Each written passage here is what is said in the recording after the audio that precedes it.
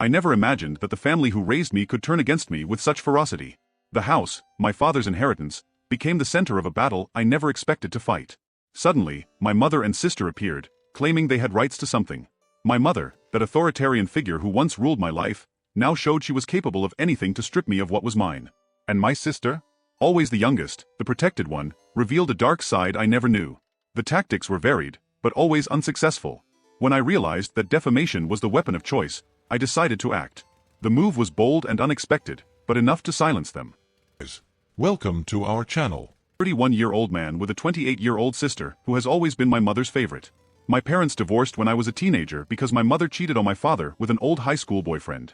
She has always been controlling, manipulative, and narcissistic, and unfortunately, my sister was like her mini version. In the past, our mother had total authority over me. Every time she snapped her fingers, I had to obey like a dog. It was humiliating, and my sister always supported her, so it was no surprise when I moved in with my father full-time after our parents' divorce, while my sister stayed with my mother. They were very similar and practically stopped talking to my father, unless it was about money. My father, who was very business-oriented, started teaching me his trade as soon as I turned 16. I got very good at it, and after 12 years of working for him, I became a partner in the company. Things were great until about 8 months ago when tragedy struck. My father became somewhat immunocompromised from being a heavy smoker for much of his life and died at 60 after contracting COVID-19. I spoke to my mother and sister for the first time in years at my father's funeral via a socially distanced video call. My sister seemed to be grieving, but my mother appeared indifferent the whole time, although I honestly wasn't surprised. The last time she saw my father, she yelled at him that he owed her more money and then threatened to sue him, to which he laughed. He paid alimony and child support while he was legally obligated, and not a penny more. He even contributed $30,000 to my sister's college fund. This happened 10 years after the divorce, when he was no longer legally required to send money to my mother. My mother has no financial problems. She has worked at the same job for nearly 3 decades, owns the old family home we used to share, and even rents out 2 of the rooms regularly on Airbnb. Some time after the funeral, my father's will was read. Apparently, he thought if heavy smoking didn't kill him, something else would, and even joked about it in a pre-recorded video. He practically left everything to me, all his assets and most of his business and house money. He left my sister a car and about $10,000 in cash. My mother only received $1,000 and a few other items she had been claiming since the divorce. Besides that, I got the rest, and my girlfriend now lives with me in the house my father passed on to me. My sister essentially went from 2 years of community college to living with her boyfriend and working only part-time online for several years. When the lockdown began, her boyfriend's job started laying off people gradually, and eventually he could only get part-time work, which hurt both their finances to the point where he was finally telling her she needed to look for a better job as he was trying to find a second job, and then she got pregnant. She claims that she and her boyfriend were being careful, but they call it a miracle baby. One night, I got an unexpected knock on my door, and when I answered, I was unpleasantly surprised to see my mother and sister. They both walked in without even asking and made themselves comfortable in my living room. My girlfriend and I looked at each other confused, and I asked why they were there. My sister was laughing and looking around, opening doors, apparently giving herself a tour of my house. My mother just flopped down on my couch and snapped her fingers, demanding a bottle of cold water.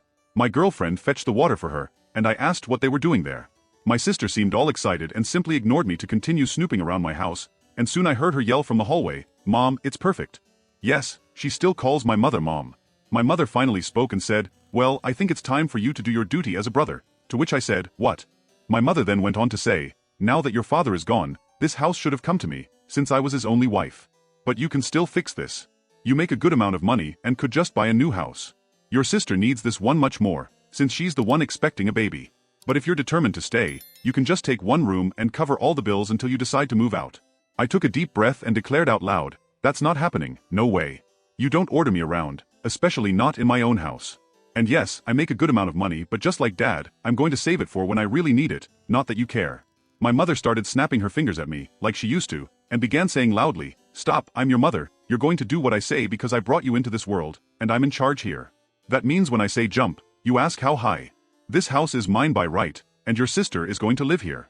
Consider this your formal eviction, but since I'm being kind, I'll give you 2 weeks to pack your things and transfer the house to me." In the back of my mind I'm thinking, this can't be real. So, I simply grabbed my cell phone and started dialing. My mother quickly got up and yelled, "What are you doing?" I replied, "I'm doing what I should have done as soon as this started. I'm calling the police to have you removed from my house." She started attacking me and managed to hit my phone, making it fall from my hands, then she went on to try to stomp on it, but I was quick enough to grab it before she could step on it. I said, "If you don't leave, I'm going to force you out." My mother kept going and slapped me in the face. I returned the favor twice as hard, which ended up knocking her back onto the couch. She held her hand over her reddened face, smudged with makeup, in total shock, and then yelled, "How dare you?"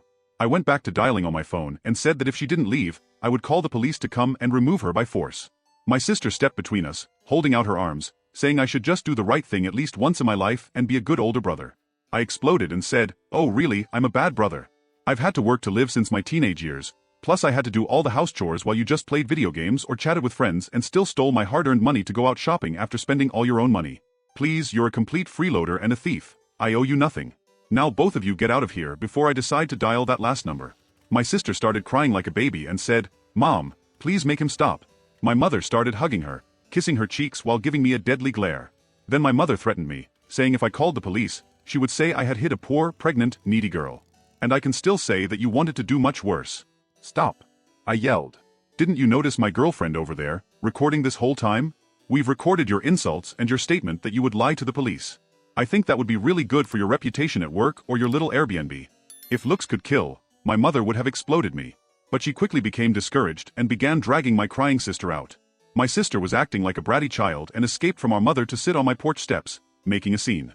I just looked at my mother and said, "Do you see now? This is the result of the spoiled way you raised her." I was treated to a show, my mother trying to drag my sister off the steps of my porch while she clung to the porch railing, saying, "You promised me, you promised me." I let out a laugh and told both of them never to come back. My mother flipped me the middle finger and then went back to trying to drag my sister off the porch. It took a few minutes, but she finally managed to get my sister to get up and leave with her, saying I'm cruel and heartless. I laughed a bit more and said, "Oh, that's fine." My mother clenched her fists and was about to say something else when I just held my smartphone again with a recording and said, "Time's running out." Then she took my sister to the car, There are gave me one invisible scars that shape lives. Abuse steals your peace, but not your strength. Breaking the Cycle of Abuse is an interactive guide where you'll find powerful tools to identify the signs of abuse, understand the dynamics of violence, find shelter and legal and psychological support, plan a safe exit from a harmful environment, overcome trauma and rebuild your self-esteem. Start your journey of healing and transformation now for just $9.60. to the car, gave me one last snooty look, and drove off. There are invisible scars that shape lives. Abuse steals your peace, but not your strength. Breaking the Cycle of Abuse is an interactive guide where you'll find powerful tools to identify the signs of abuse, understand the dynamics of violence, find shelter and legal and psychological support, plan a safe exit from a harmful environment, overcome trauma and rebuild your self-esteem. Start your journey of healing and transformation now for just $9.60. Phew. The end. Or maybe not. Letting things slide was never something my mother would do. A few days later, I started receiving messages from people I know and some relatives. Many were furious with me, but other people just had questions about what was happening. I tried checking my Facebook, but I couldn't see anything they were saying because my sister and mother had blocked me on their social media. But my girlfriend could still see everything because they kept their profiles open. We took screenshots of everything and printed some of them out. Both profiles had posts calling me greedy and heartless. They accused me of stealing the house that should have been my sister's inheritance by bribing the lawyer handling my father's will. It was a complete and utter lie, and they know it. I called my lawyer, who was also my father's lawyer and a trusted family friend, and gave him copies of all the Facebook screenshots and the video my girlfriend had taken the day my mother demanded my house. He just wanted to send a formal subpoena, but I wanted to take it further, so he sent them a letter by express mail, which needed to be signed for me to know they received it. My mom called me in an absolute rage the same day the letter was delivered. I told her that if she and my sister didn't take down all the false posts they made about me on social media and tell the absolute truth, then I would send all the information I have to her entire family, her boss, and post the videos we recorded of her online, and I would still sue her. She called me irrational and said she did what she did for the sake of my sister, then launched into a full lecture, reiterating her belief that my sister still needed my house more than I did. I clearly stated that I didn't care what she thought and that if she didn't take everything down and tell the truth, then I would make sure her career ended. Reluctantly, she said, "Fine, you win, keep that stupid house." That same night, all the lying posts disappeared from their profiles. I was unblocked, and my mom gave me and everyone a half-hearted apology, claiming that she acted rashly with everything she said because she thought my sister needed my house more than I did, since she's pregnant and struggling. But the house was rightfully mine according to my dad's will, and she knew that even before my dad passed away, so she had no right to try and claim it. As for my sister, she also apologized, but basically just echoed everything our mom said, claiming she was only following her ideas and then blamed everything on our mom and her pregnancy hormones. Responses kept pouring in for a while on both my mom's and my sister's profiles, many of them furious at them for trying to take my house. I received many apology messages from people who had believed her before. What really happened was that it showed me who had been on her side from the start, since they believed her nonsense so quickly. They were mostly people from her side of the family anyway. No one from my dad's side believed her at all, and they said so openly. My sister and her boyfriend ended up moving into our mom's house to save money, but she put them in the basement to keep her Airbnb running. Now, my sister has started crying on social media about not being able to live upstairs, and I'm pretty sure the two of them are fighting with each other, because all my sister has done since then is complain online. My mom posts almost nothing because of the stunt she tried to pull before. Want more mysteries, twists, and exciting moments? So you can't miss this video. Click now and continue this journey of fascinating stories. Don't forget to subscribe to the channel and activate the bell so you don't miss any news. Leave your comments and see you next time.